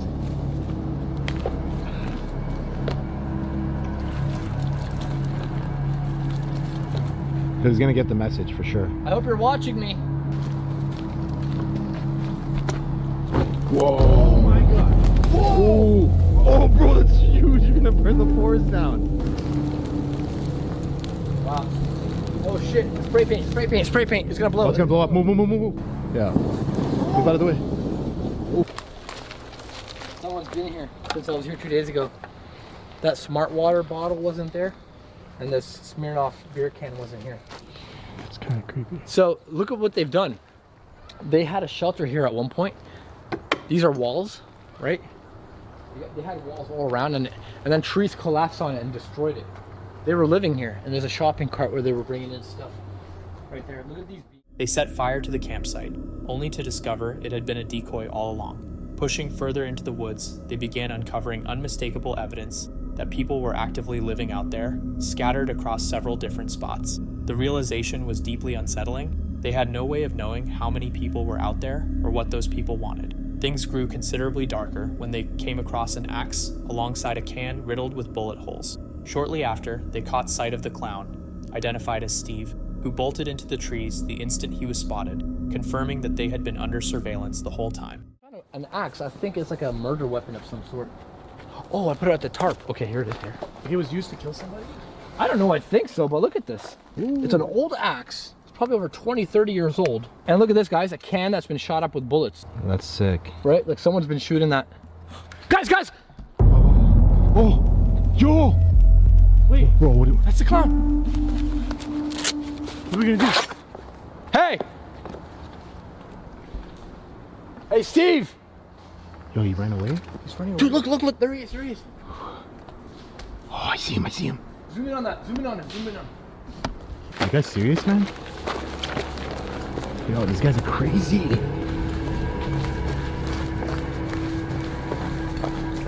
Mo, do you know where it is? The other campsite? Yeah, it's over here. I found this trail the other day. Let's try to be quiet because I don't have to see us.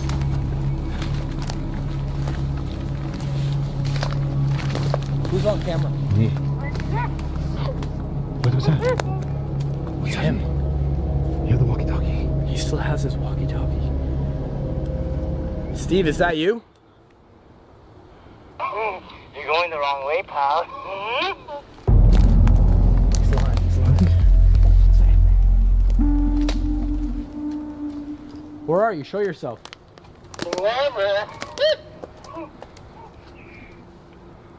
Bro, he's a psycho. This guy's luring us in, bro. Steve, we've seen you running around. I'm hurt. You didn't catch me today. It'd be a lucky day. Come find me.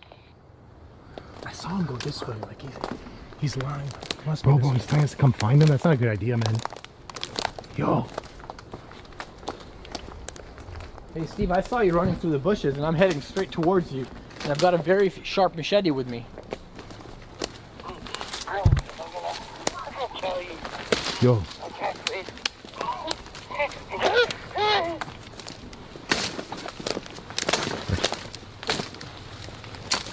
Bro, tell me you have a gun, man. So he doesn't mess around. He said behind me. Behind you? I don't see him anywhere. This is the other campsite that I was telling you guys about.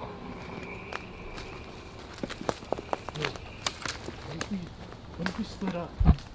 What? What if we split up? You want to split up? As they gave chase, Steve's voice suddenly crackled through their walkie-talkie, cutting right through the tension. He was somewhere close, watching them, yet completely invisible. That's the moment the unease shifted into something heavier. It no longer felt like a pursuit. It felt like a trap, as though Steve was deliberately luring them deeper into the forest. Even so, they kept moving, and before long stumbled onto a far more organized setup. Several teepees were arranged around a fire pit, chairs, and a large tent, making it obvious this was no improvised shelter thrown together overnight. This was a long-established base of operations. We just found this. Before this becomes our new fire pit area, this needs to be, we need to evict these clowns. Now, to me, it looks like there's a trail that goes down that way. Let's go follow it briefly and then get the hell out of here. There's a dry riverbed here. Yeah, so we haven't been here yet because I haven't seen this. No. I do believe that there is another campsite here somewhere. What is that box looking thing over there? See that? Right there, yeah.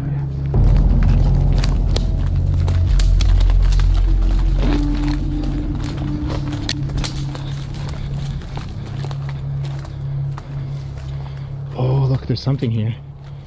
I had a feeling there was going to be something here, boys.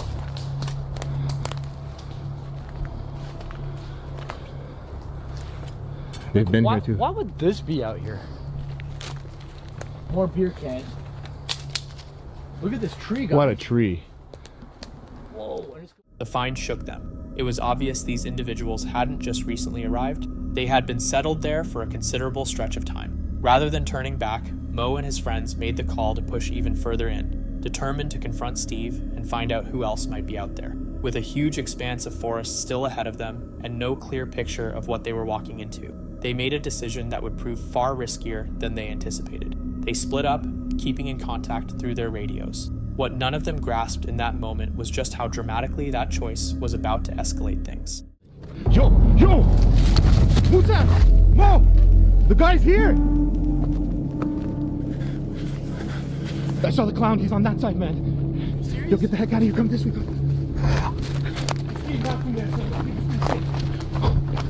Where's Mo? I don't know. Mo! Where's he? I don't know. He was right behind me. Guys! Where are you?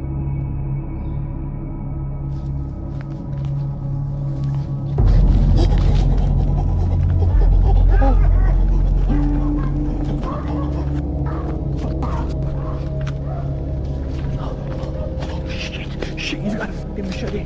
He's got a machete.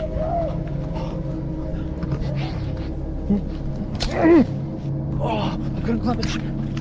F off, man! Guys!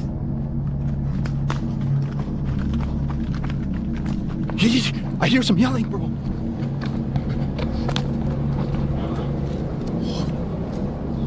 Mo, we're coming! Right up in the tree.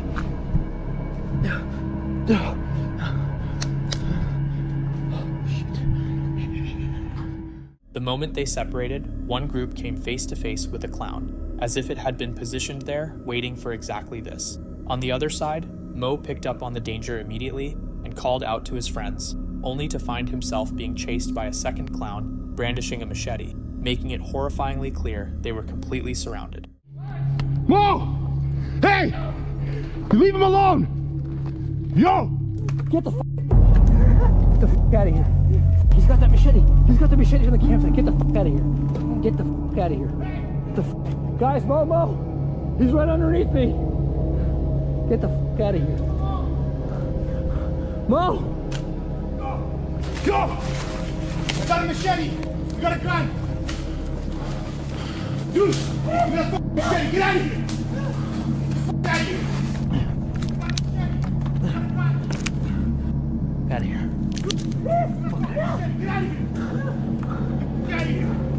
Bro, hit him with the machete. Hit him with the machete. Hit him with the machete. Bro, hit him with the machete. Hit him with the machete. Get out of here, bro. We got a f***ing machete. Get out of here. Get the f*** out of here. This guy's crazy. Mo, you okay? Bro, I tried to climb a tree back there. The branch broke. I almost fell. He almost got me. He has one of those machetes that we found at the campsite. What? Who's the it clown? Who's the it clown guy? That was Steve. That's Steve. Yeah. He's been following you because Mo saw another guy. Wait, what? You guys saw another guy? Yeah. No. Bro, this is a different clown. Keep your eyes open. And he's not even scared. He's just walking. You guys encountered one too? I encountered one over there. Really? I saw like orange hair. I got a quick glimpse of the guy. You'll come down. Isolated and totally exposed, Mo screamed for help while narrowly dodging an attack. Across the forest, his friends heard the desperation in his voice and sprinted toward him. Their arrival was enough to drive the clowns back into the tree line. Shaken but not ready to walk away, Mo and the group tried once more to open some kind of dialogue, hoping to get even a basic understanding of who these people were and what they were doing out there. Instead of any kind of explanation, what they received was something far colder, a calculated, deliberate warning that made clear this was not mere intimidation. Whoever these individuals were, they were not done. The forest no longer felt like a place of adventure. It felt like territory they had never been meant to set foot in. What do you want, man? How do we get you the f out of here? Like, enough is enough. We set your f***ing tent on fire. We found your other campsite. You know, you're outnumbered. There's not much you can do about it. The three of us, there's one of you. That's why you're being a pussy right now, right? Outnumbered? I'm gonna come in, grab a big bomb, catch a fire, and then me, and I gotta hit you! He said he's gonna bring his brothers? Did he say Eggplant, Charlie, and what was the last guy? Before melting back into the darkness, the figure issued a bone-chilling ultimatum. He would come back with his brothers, and when he did, Mo and his friends would be hopelessly outnumbered. Those words hit like a wave of ice-cold dread. This was no chance encounter, and it was far from over. Whatever they had walked into was far more structured and intentional than anyone had first assumed. Who exactly were these people, and why were they living out in the forest behind clown masks? It gradually became undeniable that Mo, and Moses had been monitored from the very second they stepped onto the property. Every movement, every choice they made seemed to have been anticipated, none more so than the moment they split up, which was precisely when the clown made his move, stepping out as though he had been counting down to that exact opportunity. Pure adrenaline, raw instinct, and a fierce will to get out alive were the only things that carried them to safety. But even after they escaped, the dread didn't lift. Something was still out there in those woods, watching, biding its time. How many of them were there, and what did they ultimately want? Those questions were never answered, leaving the encounter open-ended and the threat very much unresolved. In September 2010, a father and his son set out to catch a mysterious creature that had been burrowing holes in their backyard and had already attacked one of their dogs. What none of them anticipated was just how badly that decision was going to end. Here we are in the backyard with the boys. We've got a pest problem in the backyard. It keeps digging up holes in the garden and in the lawn. Now, we haven't been able to catch it, but our dogs have gone after it. It bloodied up one of the dogs, and the best thing I think we can do is catch it and then give it to animal control. So what we're going to do is we're going to put a hose in a fresh new hole it dug. Here's what the camera captured. Despite his son urging him to back off, the father reached in and grabbed what he was convinced was the animal's tail. Going down in the hole here. Okay, Mikey, take the camera. Here's your camera. I'm gonna grab it by the tail. I can see it in there. Dad, don't do it, don't do it, don't do it, Dad. It can't be that bad. It's just a critter. It might bite you. I can see it. It looks like its tail. I'm gonna get it. I'm gonna go for it. I got its tail. I got its tail. Oh. He was wrong. Oh, the man wound up getting bitten by whatever was lurking in that yard, walking away with an injury serious enough to need 12 stitches. It really makes you wonder what kind of animal could maul a dog and still have enough fight left to put a grown man in that kind of condition. Meet Sam, the man behind a YouTube channel called The Northwest Wind, a place dedicated to the unhurried beauty of solo camping and the restorative stillness of the outdoors. But a spur-of-the-moment excursion to an isolated stretch of land along the Allegheny River would turn everything upside down, leaving him with an experience he'll carry for the rest of his life. In early November, he made his way to a secluded 2-acre plot he was seriously considering purchasing, a goal he'd been chasing for 15 years. With the decision deadline looming, he decided to spend the night on the land to find out whether it genuinely felt like the right place. As of November, it's like 42 degrees and sprinkling on and off today. We're here on the banks of the Allegheny River, and I have to decide if I want to buy this property or not. They have accepted my offer. Well, not formally, but they said they would accept it if I want to move forward. So don't tell them, but I'm going to camp here tonight and see if this feels like home. So we're going to camp here tonight, and I'm going to decide if this is going to be the land that I've been looking to purchase along the Allegheny River for the last 15 years. That's been my dream, and we're going to see if I want to make that dream a reality now or wait for something better. As he got his camp together, he opened up about the mixed emotions running through him. The scenery was undeniably stunning, but the usable land felt too cramped, and there was an indefinable unease about the place he couldn't quite shake. Having jalapeno poppers. These are from Aldi, cream cheese jalapeno poppers. I absolutely love these. I will eat the whole box, and tonight I'm gonna eat the whole box. So, well, it was impromptu and unexpected, but I will never complain about eating another delicious meal on the shores of the Allegheny River, and I'm privileged to do so tonight. Even if I'm pretty convinced that I am not gonna buy this land. I'm picky and I haven't found anything. After getting some food on and taking in the sunset over the river, he climbed into his truck to wind down for the evening. The plan was simple: throw on a movie, breathe in the surroundings one final time, and wake up ready to make his decision. What he didn't count on was the forest having other plans entirely. There's a really up noise coming from the woods right now. It sounds like a woman screaming. I was sitting in my front seat with the heated seat on, warming up. It's been dark for a long time now, and it sounds like a woman screaming. Listen, I don't know what the hell that was, but that has me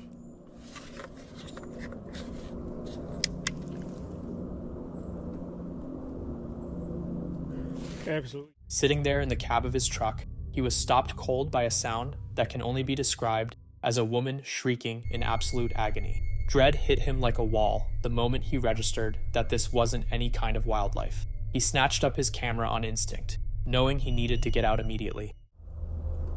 Alright, we're getting out of here. I'm getting out of here. Don't like the feeling that I have. I don't like that feeling at all, so we're gonna go. We're just getting out of here. Feel very unsafe right now. Very, very unsafe. And I can't just peel out of here. I gotta come down this half mountain road. So if I need... The sense of danger was suffocating, made even worse by the fact that his only route out was a long, narrow, one-lane road. He felt completely boxed in, like a character in a horror film with no exit in sight. And I had to switch back to get in here. I'm head in, so I literally can't get out if I need to. I can't see anything. I don't even want to have my window open in case of any Gibraltars out there. Just get me the out of here. And we're gonna... I don't know what the... Nope, not doing it. Not doing it. That was a lady screaming. My doors are locked. I'm 100% sure of that. I don't even want to open my doors though. Somebody was walking down here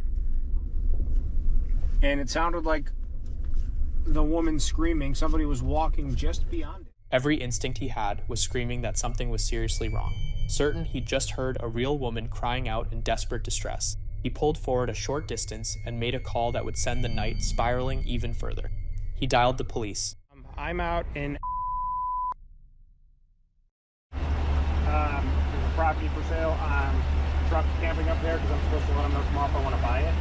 And I all of a sudden heard this blood scream like 55. Within minutes, 2 state trooper cruisers rolled in, their arrival alone confirming this was no small matter.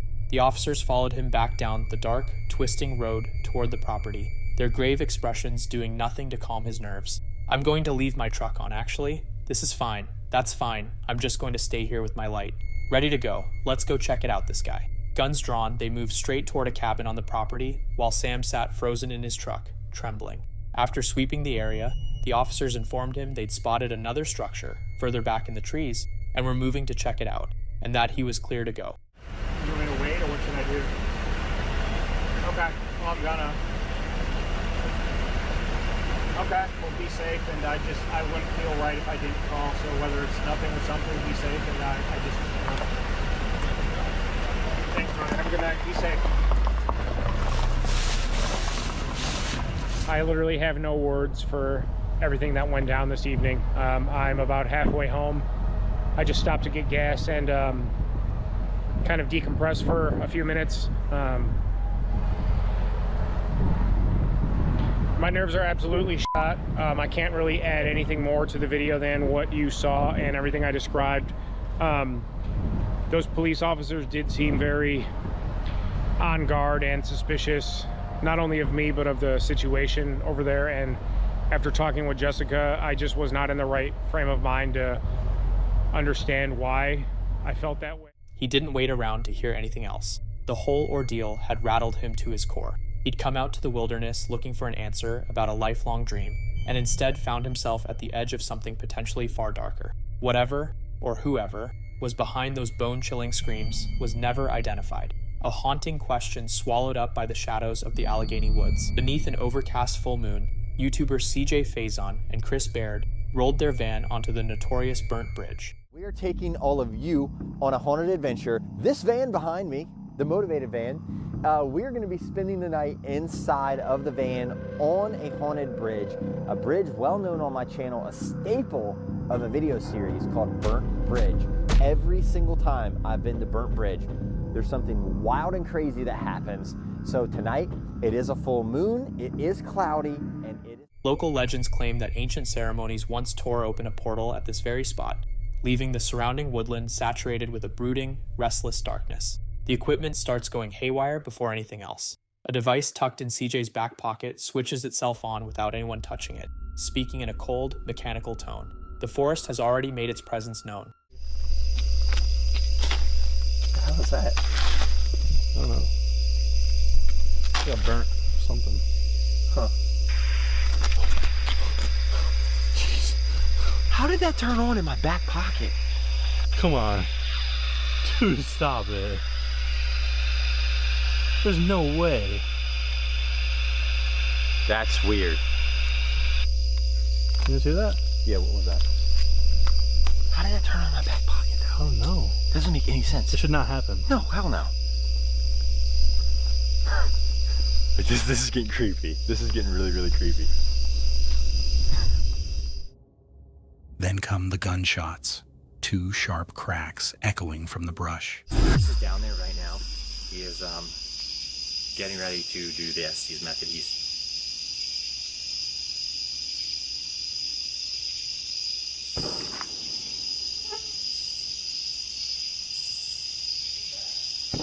bro, that's a gunshot, bro. That's 2. Now I got a hey, car coming. I got a car way over here. Okay, so as you all can see, I've repositioned the camera just a little bit. Mainly, we heard gunshots. We sat here for like 10 or 15 minutes. Nothing else heard. So we're we're just gonna go back with this. So if there's any spirits here on this bridge, can you let my friend Chris know what your name is first?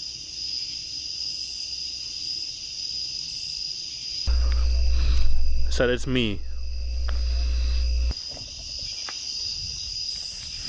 That's Chris, way down there. The light on the right side of the bridge. Leave.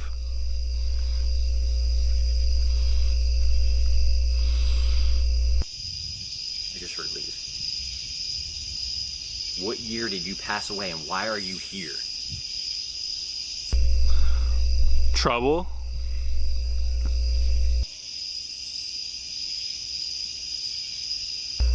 Regret.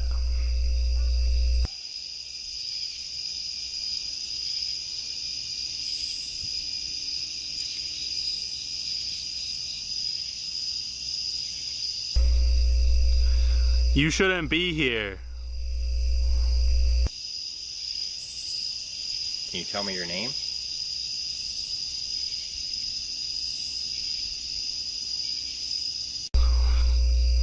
It was them. Can you go touch my friend?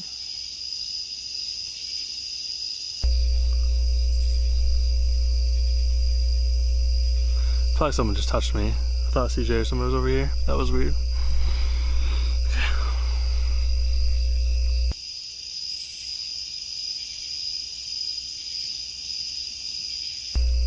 Pay attention. Okay, pay attention to what though? What would make you upset? What if I said the word? What if I said the word burn or fire? Does that upset you? They kick off a spirit box session, and through the crackling static comes a bone-chilling message. You're doing. Spooked, they retreat to the van to try to get some rest, but things quickly take a physical turn.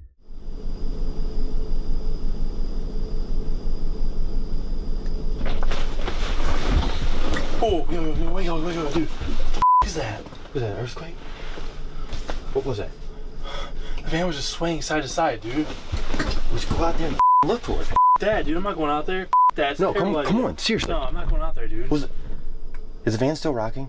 Feel it. What the is that? There's no way it's that windy right now. Dude, that's not a good idea, bro. Come on. You're not coming out? Fuck no. Dude, you should not be going out there.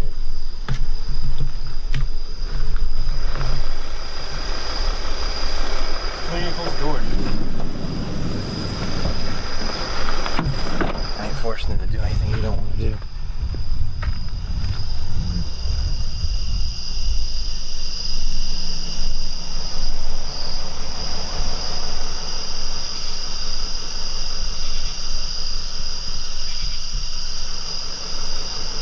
I don't know why the camera just got blurry, but it did.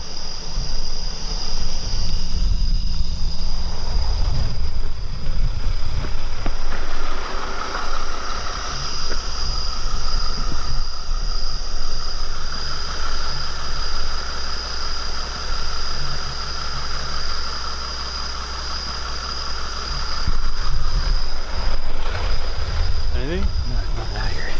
Did we just like imagine? The whole vehicle begins lurching violently from one side to the other, as though unseen forces are throwing it around. There is no wind to explain it. CJ steps out onto the bridge by himself and dares whatever is out there to prove its strength. Suddenly, a thunderous impact slams against the van window, and a dark silhouette rises up against the glass. Oh! Me! What was that? Okay. In the van. In the van. In the van.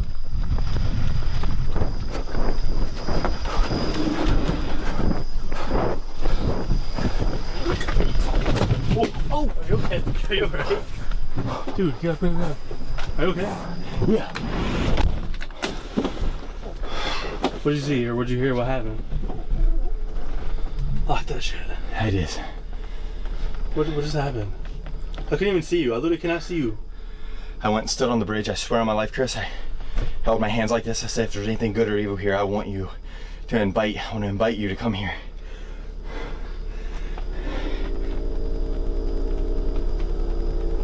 What is that?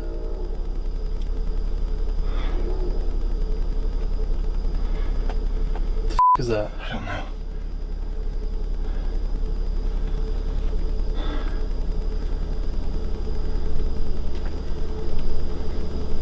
Oh, it's not the van. Dude! What are you doing right now? I'm getting to my floor, is what I'm doing. Come on, man. There's got to be somebody out there with us. There's got to be somebody, right? You want to go out there and look? Because I don't. No, I'm laying in the floor. I'm not getting the fuck up until the morning, Chris. Do the camera. Set it back up there in the middle. Set it back up there. Was there somebody out there, bro? The door's locked and we can't. We're gonna have to take the tripod, the partition down.